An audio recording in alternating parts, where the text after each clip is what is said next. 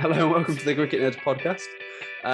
We've just seen RCB play Kolkata Knight Riders. Ready to get in depth talking about that. I'm joined with Zach. How are you doing, Zach? I am feeling very, very relieved right now. Yes. And how are you? How are you doing, James? Oh, brilliant, mate! That was an absolute cracker of a game. Real nail biter. Great for a Liverpool fan.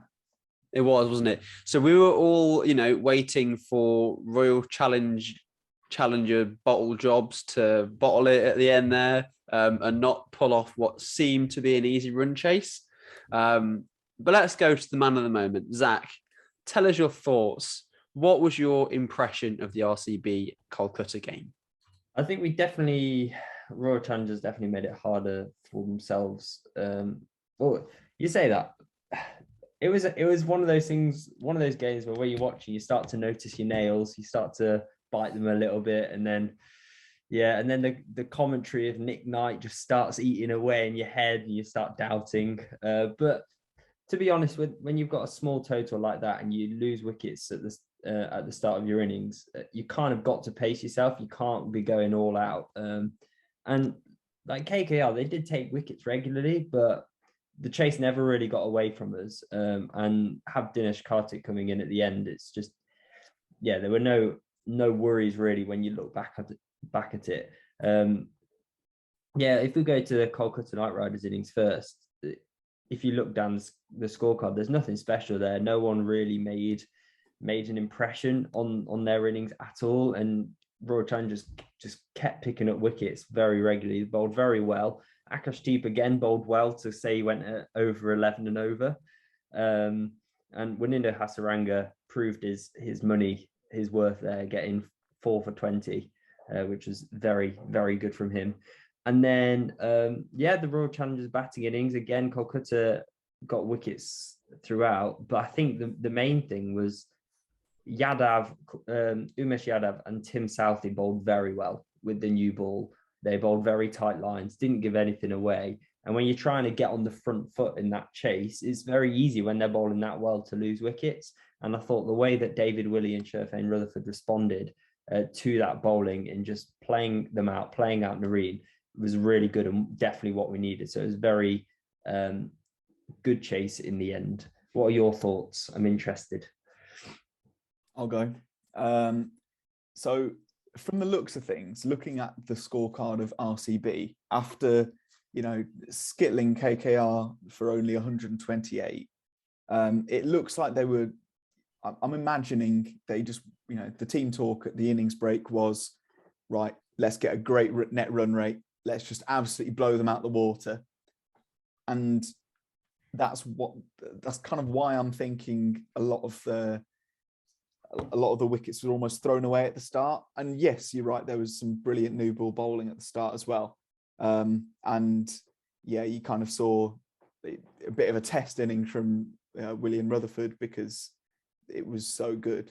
But I think it was a really good test, actually. I think we've learned a bit about RCB from this game because it was a really good test of your squad depth, which, I've got to say was a little bit in doubt in terms of players like Shahbaz Ahmed, Hasaranga, Harshal Patel, in terms of their batting ability.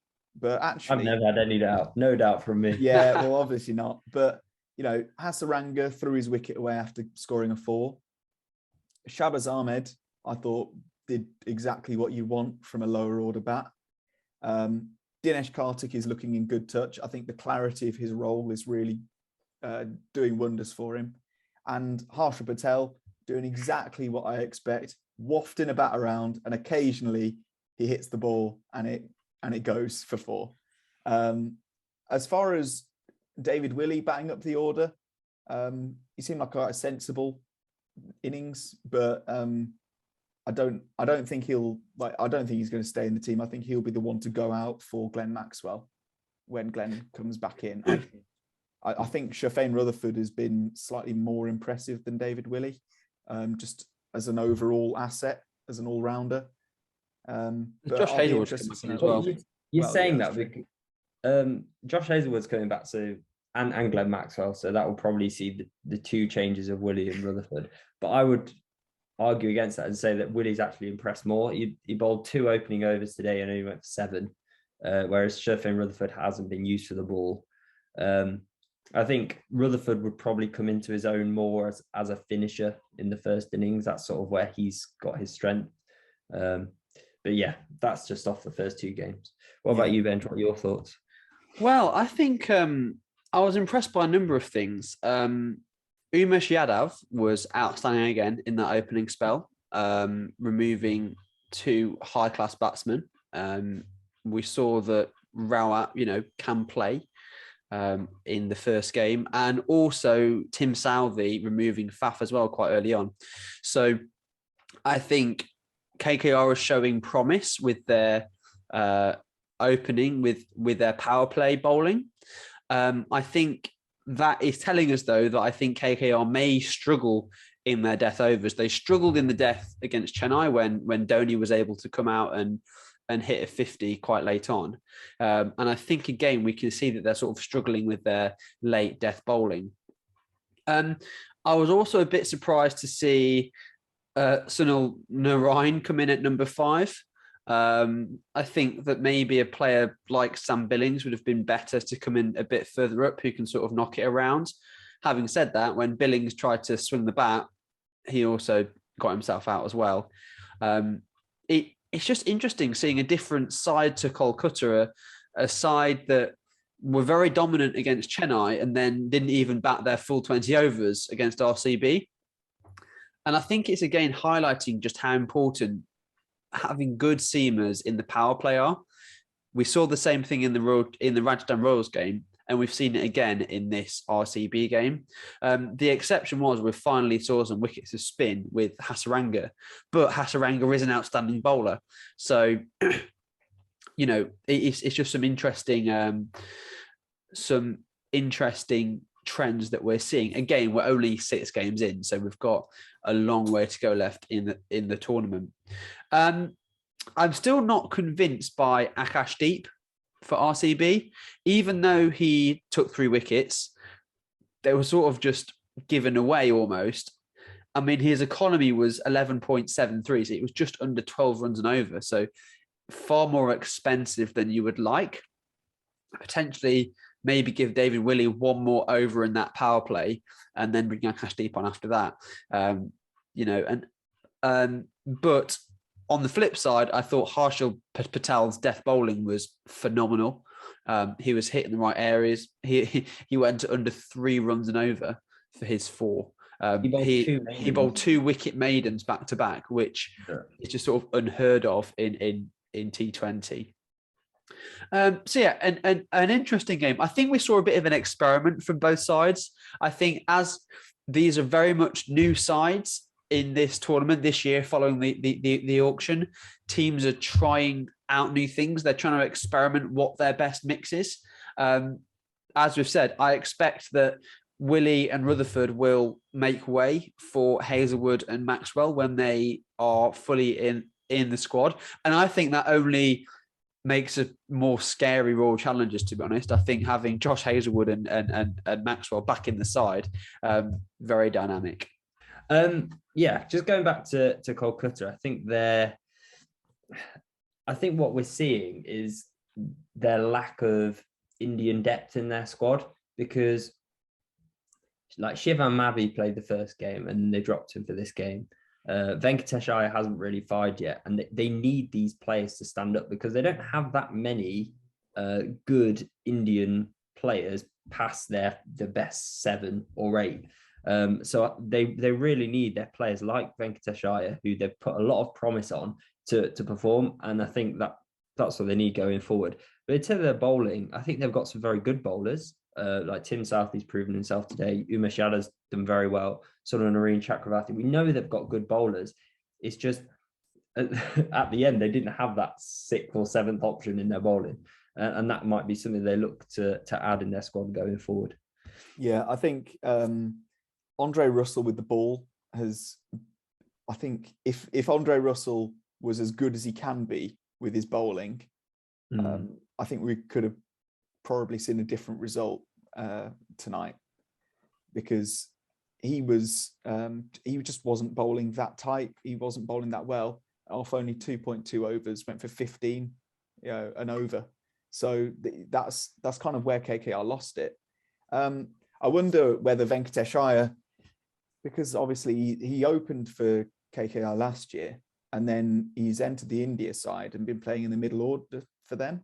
I wonder whether or not that would be, something that Kolkata should consider. It's maybe opening with Rahane and Nitish Rana, Shreyas Iyer at 3, and then Venkatesh Iyer sort of at 4 or 5. I'm sure that'll be something that KKR are considering. Obviously, I can imagine them giving a slightly longer run at the top of the order, but maybe something for them to consider. And Sheldon Jackson as well, brilliant wicket keeper, hasn't really done anything with the bat yet, which is unfortunate to see, because in the domestic stuff he does really well. Yeah, bat him 11 as a specialist keeper. Keeper. Well, after that catch, I think he could justify his space. But I think I'll be interested to see how both teams go on from this match, because I think KKR have now lost some momentum, which is great, because I think their next match is against Punjab, and RCB have gained some momentum. And as much as I'm a Punjab fan, I like to see RCB do well, especially when Kohli's not the captain, just because I feel like they've got that cool head of Faf now, which it makes it less grating when they're winning, because you don't get Kohli all that fired up with himself. Oh no, everyone feels that. Everyone feels that as an RCB. You want to hear about the Fantasy League? Absolutely. Oh, Dad's Barmy picking Tim Southey. Oh, goodness sake. Well, Dad's Barmy has lost the top spot. Ooh. Is back up in the top spot, having had Hasaranga, Patel and Narayan in their side. So very heavy on the players that are the teams that are playing twice. I've managed to get myself into 4th place. So yeah, we'll try to keep up with that. And poor old Kartik Goyal is sitting there down in 16th. Oh, big shout out to Kartik, a long-time fan. And also, I don't know if it's pronounced human or human, but also a long-time fan. So I just want to give him a shout out as well. We appreciate you guys. We appreciate all the comments down below. I like the advice, and I like the feedback. There will be plenty of hashtags on this video. Yes. I will use the hashtags that have been suggested. Thank you. So there we go. That's all I think for today. Remember to leave a like, remember to subscribe, follow us on our socials at Cricket Nerds Pod on Instagram and Twitter for more exclusive content over there. And that's all. We'll catch you tomorrow.